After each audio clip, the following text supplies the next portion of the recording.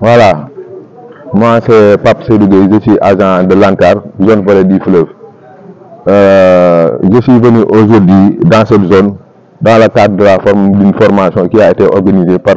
l'ANCAR et PATSEM. PATSEM qui est notre principal bailleur. Comme vous le savez aujourd'hui, les semences constituent une importance capitale. Raison pour laquelle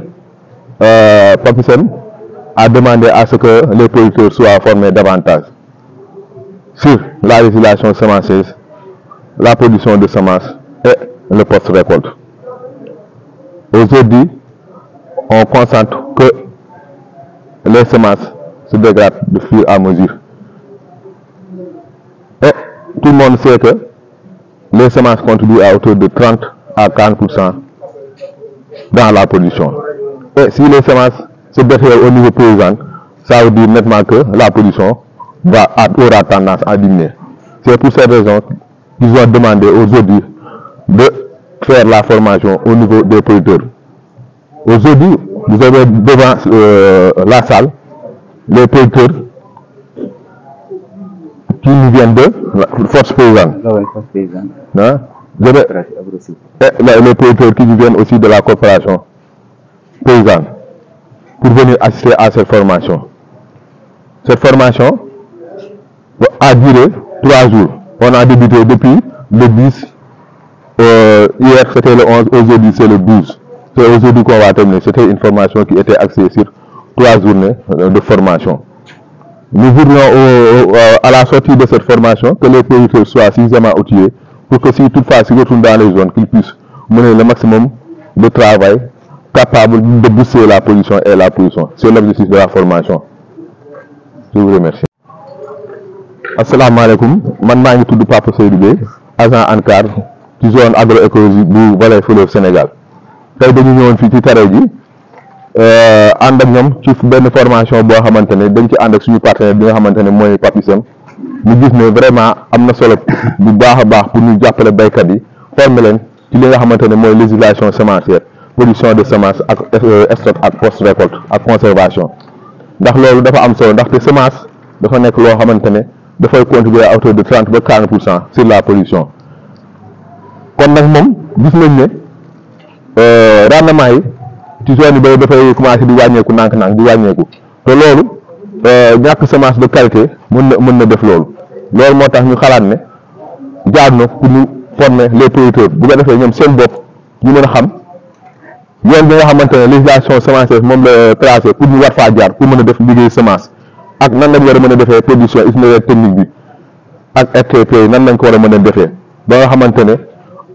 bu ñu paree nan lañu mën a stocker seen semence bu mën a am seen certification ba mën a jaay seen semence ci mucc ci anam yu mucc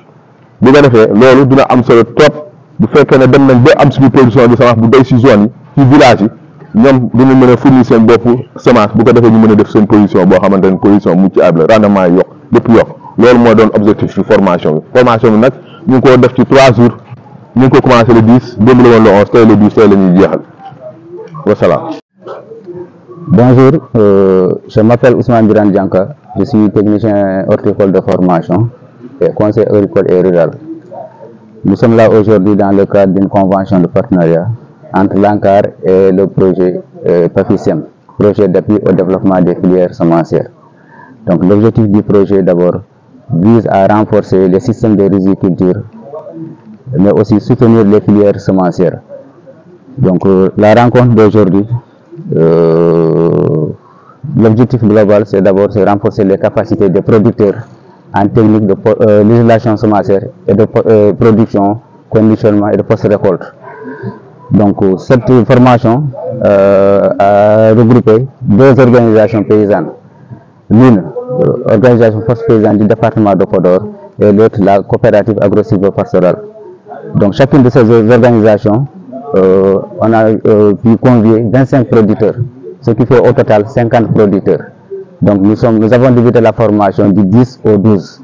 Voilà en gros ce que j'avais à dire par rapport à l'objectif de cette session de formation. Salam alaikum, je suis Ousmane Birane Dianka, comme technicien horticole de formation et en même temps conseil agricole et rural et ANCAR zone Vallée. enen ɗo hannde le 10 ha le 12 hande won dernier journée men balɗe tati enen mbaɗɗo hebloji woni renforcement de capacité hakkunde men e hakkunde ENCAR e partenariat PAFISEM ko kamɓe noon projet o ko waɗi visé ko wadde renforcer les filières semencières woni ganduɗa filière waɗaɓe semence jomumen keble hen mbaɗe appuyé hen kadi en financement surtout ko fayi e infrastructure magasin stockage walla conservation kono noon miɗi golle rencontre oɗo ko formation heblo ko fayi e législation semencière et production de semence donc formation oɗon noon oɗon ndini yimɓe capanɗe 5 e nder ɗum ɗon nder ɓeɗo noon ko organisation ɗiɗi gonɗo organisation force paysanne dirigé par Mamadou Oumar Ba to Figou ton siège social organisation goɗɗo ko coopérative agro-sylvo-pastorale département Podor on kadi ko Mohamed Havasi e Mahamadou Nia organisation fof ko 25 personnes woni yimɓe capanɗe 5 e nder bel perɗe fof en mbaɗi hen jewdi hen waɗi hebloji waɗi échangé ko fayi e législation semencière et technique de production contrôle ha heeɓe certification ha heeɓe commercialisation donc onon gandi ndema kam surtout semence a wawi wiide a dañi ganduɗa production moƴƴo tawi a la semence de qualité donc sa dañi waɗi assuré semence ma de qualité an aɗa wawi toutes les chances sont réunies pour mbawa dañde une très bonne production so tawi kadi ganduɗa semence ma elle est de mauvaise qualité aɗa wawi wiide kadi toutes les chances sont réduites pour ganduɗa mbasa dañde ganduɗa rendement mo jiɗɗa o donc ɗum woni ganduɗa fandari wadde renforcé wadde journée ɗiɗo balɗe tati en mbiyete producteur aji sur la législation semencière et les techniques de production. Assalamu alaikum warahmatullah. Min ko Mamoudou Nia mbiyetemi ɓurmi andirede noon ko Jabbal Nia jeeyami ko Walalde komi président coopérative agro-sylvo-pastoral et halieutique département de Podor. Coopérative mo ganduɗa ina rendini 14 commune département de Podor ina woni hen 420 mo neɗɗo debbo e gorko suka e mawɗo min gari ɗo hannde e donnaytareji wadde formation goto patuɗo e ndemgol awdi woni awdi gila ɗo fuɗɗoto ha ɗo wurtoyto donc gila tan ɗo neɗɗo o fuɗɗoto e awdi muɗum ha wawa yeeyde awdi ndi taw so awama no nafa jeeyi sababu oɗon noon ko minen hade amen yiide ni partenaire o min paami ndemowo so tawi o wawani andude ko waɗata ko woni hay hunde ko ala ko waɗata ko wawi firtude hunde woni ɗum objectif amen woni miijo amen adango ko yimin mbaɗe formé yo hebloji yo mbaɗe bandeji fof noon min miiji kadi hebdo adango ngo walla heblo ɓurgo tidde ngo yo won nde yimɓeɓe dañiri awdi min mbaɗi sollicité ENCAR min mbaɗi ɗumen min tel mbaɗi toon ɗaɓɓale amen ENCAR jaabi min nana ɓooya seeɗa Allah waɗi gone yiilade partenaire haɓe dañi partenaire mo goto no wiye PAFISEN on waɗi financé projet o min gari ɗo noon heblo ngo ko pour balɗe tati ñande 10 ha ñande 12 ko mawɗum min paami hen ko heewi holno yimɓe mbaɗata ha ndema so tawi ndema awdi dañaka e département de Podor par ce que yimɓe nana mbaɗi constaté walla nan jii joni département de Podor o yimɓe ne gawa awɗele ko perte tan wonanta remoɓe a yahat codoya awdi ma gadda mbaɗa feere ha heewa gawa taw ko gawata ko wona awdi moƴƴiri donc ɗum yiiɗi yimɓe jiiɗi ittude e département de Podor o tawa awdi foof jogorde waɗede département de Podor awata taw ko ɗo awate nder département o yimɓeɓe jeeya koye mumen ha mbatta yeyde caggal département o woni ha mbatta yeyde caggal wuro leydi ndi ko ɗum kam woni miijo ko goɗo addi ɗum formation o waɗama machallah yimɓe dañi gandal puɗɗima dañde gandal kono noon min jiɗani hadde ɗo tan e min ɗaɓɓita e ENCAR e PAFISEN aussi yo continuen min hebloji ɗi ha ɓuura lubbidde par ce que neɗɗo aɗa wawi tawde ko heblo mawɗo ne wawi kebla ɗum joni tan woda ko faami ne wawi kadi woda ko famani taw so wattama janggo no ɓuura famde min ɗaɓɓa kadi ɗo yesso par ce que haɗani tan e remde awdi kono awdi ndi so remama ma woɗɗo rewi ha yetto hankkadi ndiɗo awdi moƴƴi wawi awede donc ɗum noon fof kadi emin ɗaɓɓita gila ɗo yimɓeɓe mbatte suivre ɗo awate